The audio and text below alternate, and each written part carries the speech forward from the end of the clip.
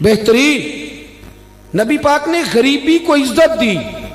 حضرت عبدالرحمن ابن عوف کہتے ہیں میرا ایک دن دل کیا تھا کہ یہ دولتیں چلی جائیں میں غریب ہو جاؤں.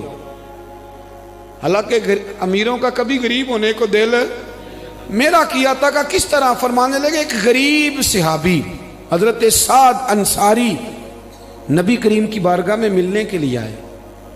انہوں نے جب نبی پاک کے سامنے ہاتھ کیے نا ملانے کے لیے، قربان جائیں، انہوں نے ہاتھ پیچھے کرنا چاہا پر میرے نبی نے ان کا ہاتھ تھام لیا.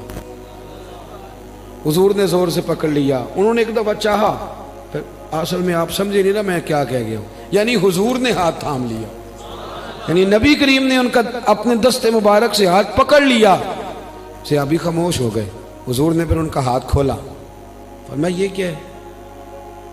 تو وہ رو پڑے. عرض کرنے لگے حضور بچے زیادہ ہیں، مزدور آدمی ہوں، پھاوڑے کے ساتھ